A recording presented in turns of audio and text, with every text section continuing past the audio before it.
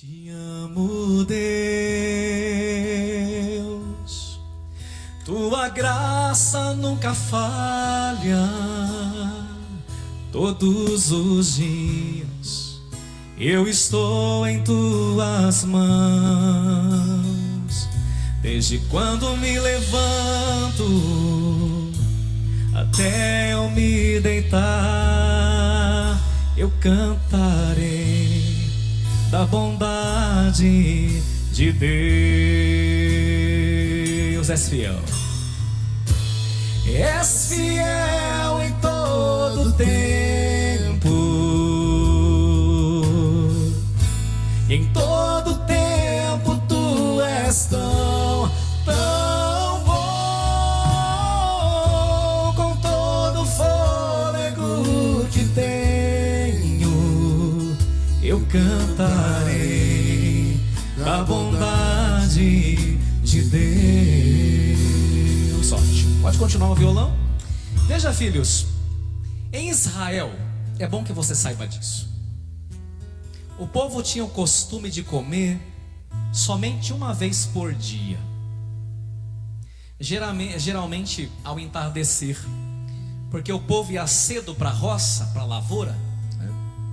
Aqui em Sorocaba nós temos muitos familiares que vieram de Minas e do Paraná, que sabem muito bem o que eu estou falando. A turma aqui plantou café, a turma que plantou e colheu algodão, como membros da minha família, minha avó, minha mãe, sabe muito bem o que eu estou falando. Então, quando a turma de Israel ia para a roça, o que eles faziam? Eles levavam um lanchinho para comer meio-dia. E como que era o lanchinho? O lanchinho eram pães de cevada. Por isso que eu falei do pão de cevada. Mas não pense você que o pão de cevada é esse pão que está na sua cabeça aí, não. Aquele pãozão que nossa avó faz de vez em quando, nossa mãe, come todo mundo.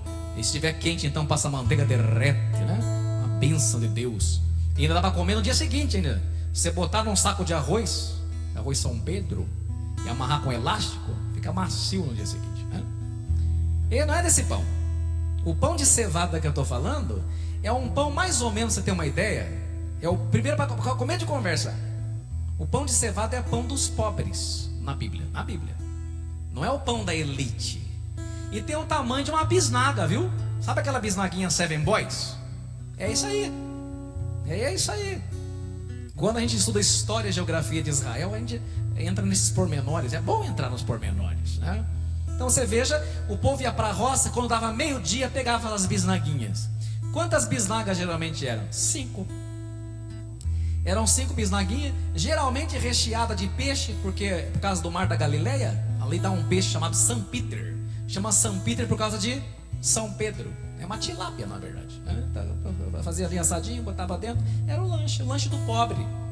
Então, o povo não comia 3 vezes por dia. O povo, na verdade, a janta mesmo era esperada no final, no crepúsculo, quando o sol ia se pôr. O povo tinha uma janta mais decente, digamos, uma comida mais carçada, Mas geralmente quem comia 3 vezes por dia era o rico, que tinha café, almoço e janta. Sabia disso? Então aqui já está a primeira coisa. Se mal ou bem você tem café, almoço e janta, você já está acima da população mundial. Porque há pessoas próximas de nós que não tem café, que não tem esse luxo de ir numa padaria comprar pão, que vende o almoço, para fazer o quê? Para comprar a janta. Você entendeu? Então, se você tem café, almoço e janta, ainda que seja com zoiudo frito, já está no lucro. Você já tem que ser uma pessoa agradecida. Então, a primeira coisa aqui, você é uma pessoa, não precisa responder para mim, é para Deus. Você é uma pessoa agradecida por aquilo que você tem? Essa é a primeira coisa. A segunda. E aí, como se não bastasse, no livro de Reis, você escutou hoje a primeira leitura, é o segundo livro de Reis, estava acontecendo uma seca, como nunca dantes vista. Então, estava tendo uma carestia por causa da escassez de chuva.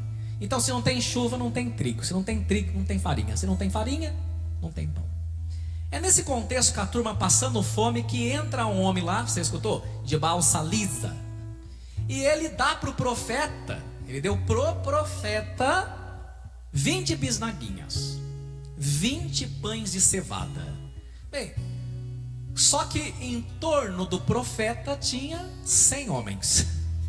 O profeta, olha que bonito, ao invés de guardar o pão para si, o que ele faz? Divide, partilha. Você já reparou que tem mais? Quem mais partilha, quem menos tem, né? A ricaiada é difícil abrir o bolso, viu? Mora um escorpião no bolso dessa turma. Quem mais doa, inclusive para as construções, quem mais dá? Pobres. Porque eles sabem, pela própria dor, pelo próprio sofrimento, eles aprenderam a duras penas a partilhar. E o profeta fala, é pouco, né? Ele diz, 20 bisnagas para 100 pessoas, a conta não bate. Mas quando você é generoso, Deus faz a conta bater. E aí o profeta, ele vai distribuir, fala assim, não quero para mim, vamos dar para os 100 homens aí esses pãezinhos aí de cevada, que é o pão dos pobres, vai saciar a gente. Aí o profeta, com o perdão da redundância, profetiza. Ele fala assim, e nós vamos profetizar junto agora, quer ver? Não precisa nem olhar, aliás hoje vocês estão sem folheto, né? Olha só, não precisa nem olhar, quer ver? Como é que o profeta profetiza? Ele pega aquela miséria de pão e fala assim, fala comigo, comerão. E ainda sobrará. Olha que homem ousado. Então aqui nós temos a segunda. A primeira, você é grato porque tem café, almoço e janta? Primeira coisa, você reclama da comida. Você reclama da comida, cuidado, vai ficar sem. A segunda, não menos importante, como Deus gosta de agir e trabalhar com as pessoas que são ousadas e corajosas, tá? Deus não trabalha com pessoas que não têm ousadia na fé. Você tem que ser uma pessoa ousada na fé e corajosa para que os milagres de Deus sejam operados na sua vida, porque ele falou na carta, através de São Paulo, na carta a Timóteo, ele disse assim, fale comigo, vós não recebestes um espírito de timidez, para recairdes no medo, mas vós recebestes um espírito de coragem. Então veja, você não recebeu um espírito de timidez, você recebeu um espírito de fortaleza e de coragem.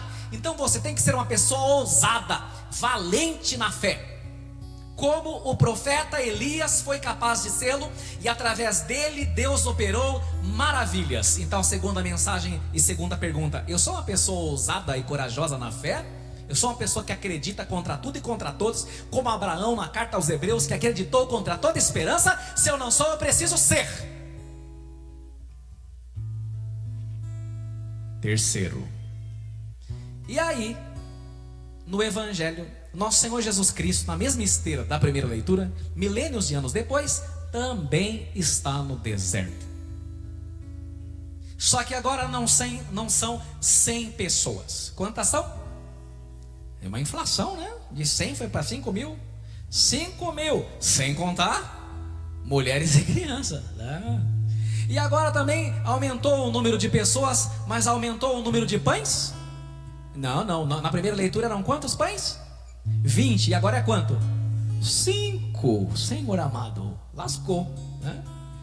Agora veja que interessante, quando aquele povo chega lá no deserto, a palavra diz que eles viajaram a pé 3 dias e 3 noites só para ver Jesus.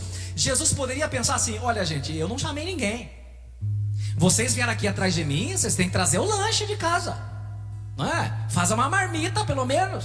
Agora, além de eu curar vocês, fazer vocês andarem, ressuscitar defunto, curar leproso, agora eu vou ter que fazer a marmita e o lanche de vocês. Jesus podia falar assim, não tenho nada a ver com isso, vocês vieram aqui porque vocês querem, eu estou cansado, não foi eu que chamei vocês no deserto não tem padaria e não tem restaurante, portanto, esse problema não é meu.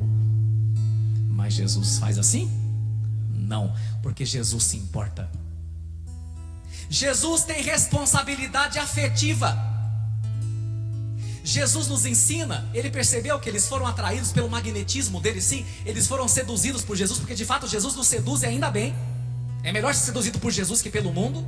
Mas também você que me escuta, você seduz as pessoas, consciente ou inconscientemente. E quando você seduz as pessoas, você as cativa.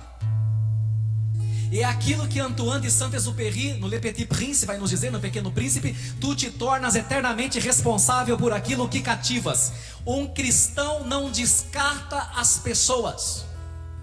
Se você cativou as pessoas na sua amizade, se você cativou as pessoas, quem sabe no relacionamento que você teve, você não pode simplesmente deletá-las e descartá-las, porque você é um inconsequente, você é um irresponsável, você é um mercenário, você não é pastor.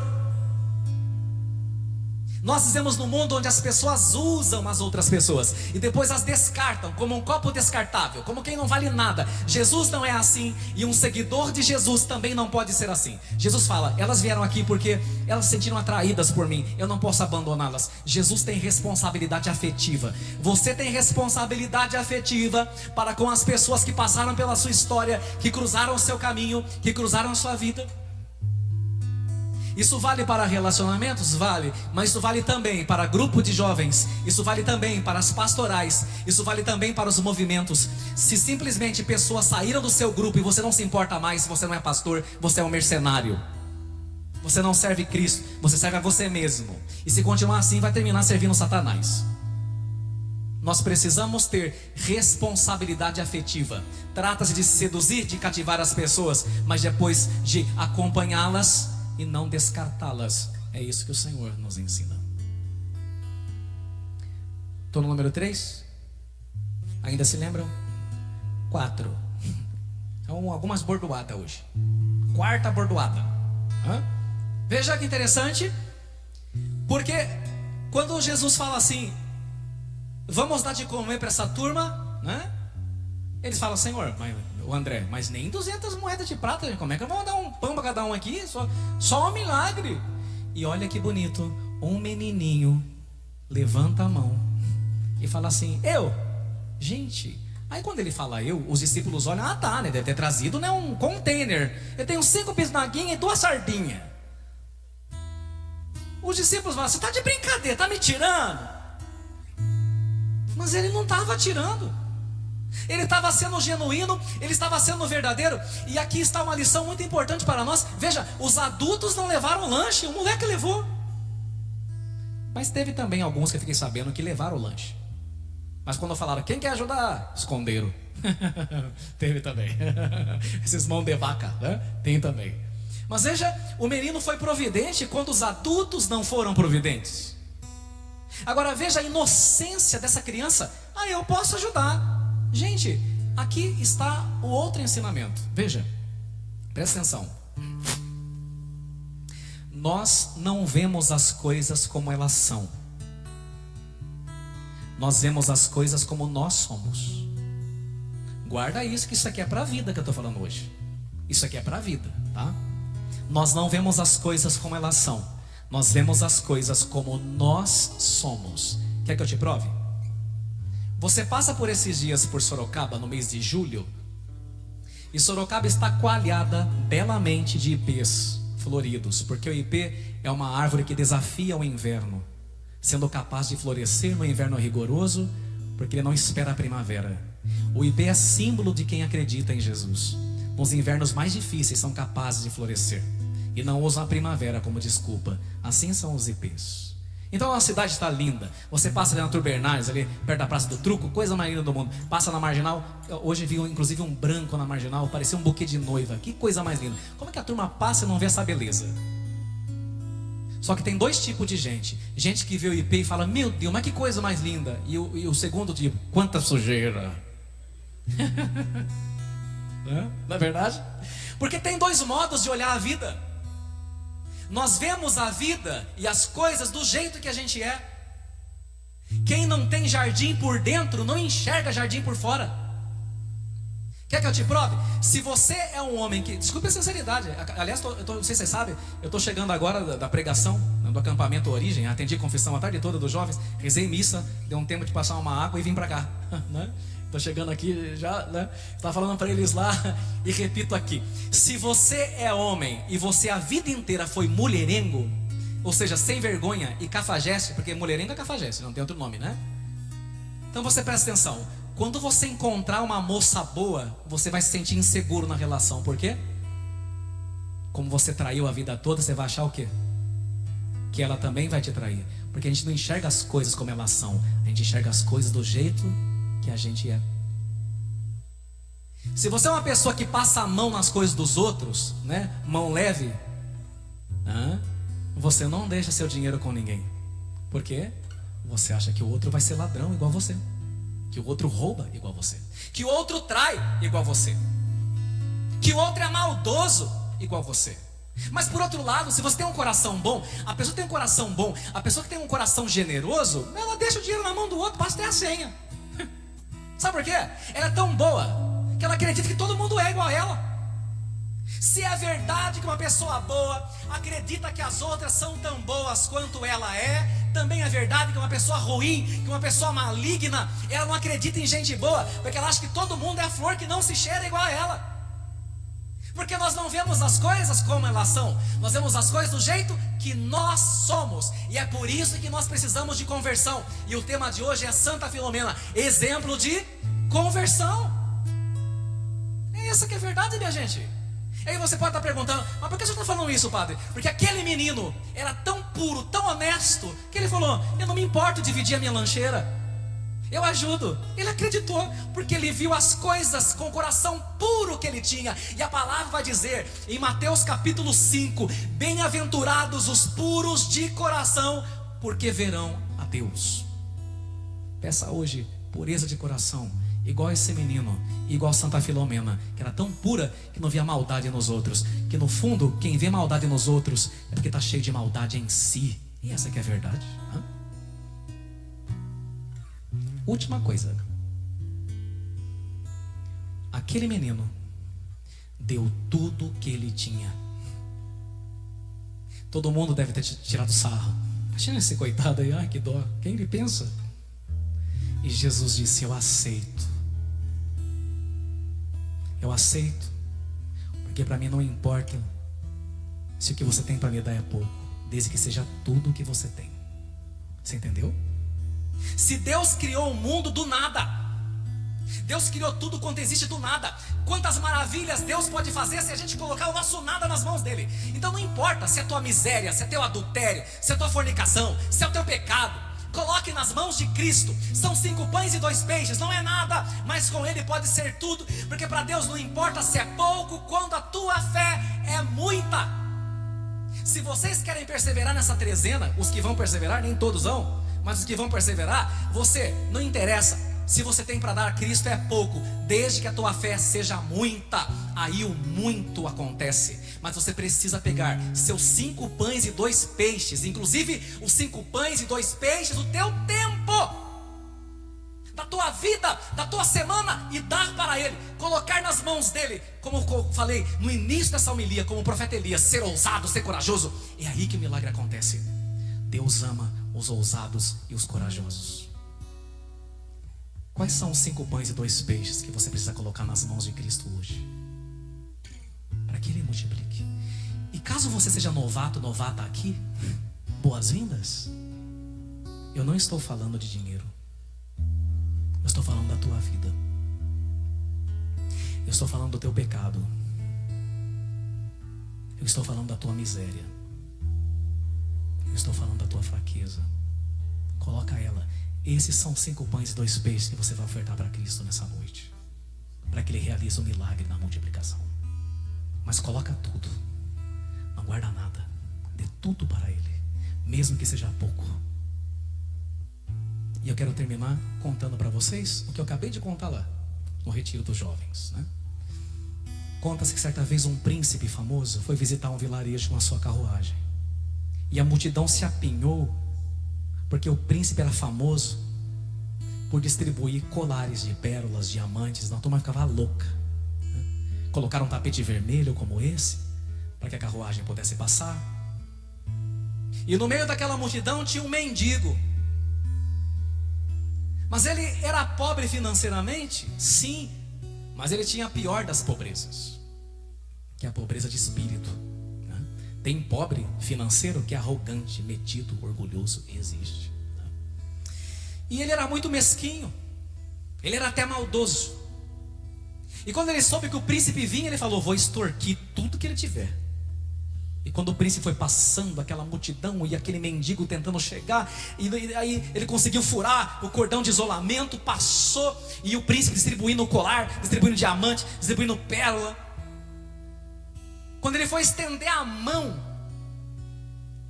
receber alguma coisa do príncipe, ele foi surpreendido, porque o príncipe olhou para ele no meio da multidão, e quando ele foi estender a mão, o príncipe estendeu a mão e falou assim: o que você tem para me dar? Ele não esperava por essa. Ele ficou com muita raiva, mas não tinha que disfarçar diante dos outros. Todo mundo ficou olhando, as pessoas não escutavam o que eles estavam conversando. E para não ficar sem jeito e sem graça, com muita raiva, ele pensou: como pode um príncipe me pedir alguma coisa? Ele que tem tanto, eu não tenho nada. Pegou um saco de porcaria que ele tinha, cheio de quinquilharias, enfiou a mão lá dentro, tirou a metade de um grão de arroz e colocou na mão do príncipe e disse assim: toma, Sua Alteza. E com ar de ironia e de ódio foi embora. Muito bem. Passou o tempo, anoiteceu, ele foi se deitar debaixo do viaduto onde ele se deitava. E quando ele se deitou, como fazia todas as noites, ele foi revirar aquele saco de quinquilharias. Achou alguns abajures estragados, alguns vasos, algumas xícaras velhas. Mas de repente, quando a luz do poste bateu naquelas quinquilharias, ele percebeu que um grão brilhava. E para sua surpresa, não era o grão de arroz. Era um grão de ouro, 18 quilates. Quando ele pegou aquele grão de arroz e viu que aquele que ele tinha dado, de alguma maneira, tinha se transformado em ouro, ele falou: meu Deus, por que eu não dei o saco inteiro? Isso vai acontecer com muita gente no leito de morte da UTI.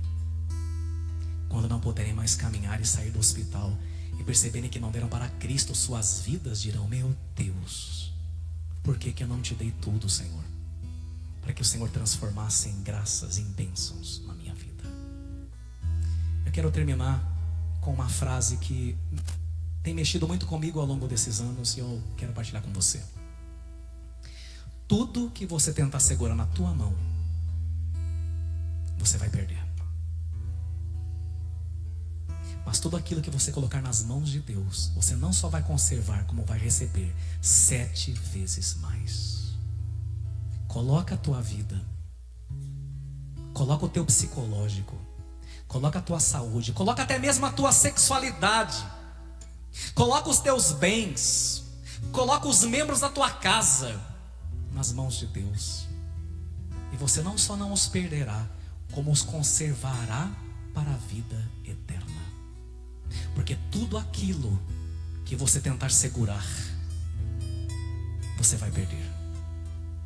E tudo aquilo que você entregar para Ele, você vai receber de volta 100 vezes mais. Amém?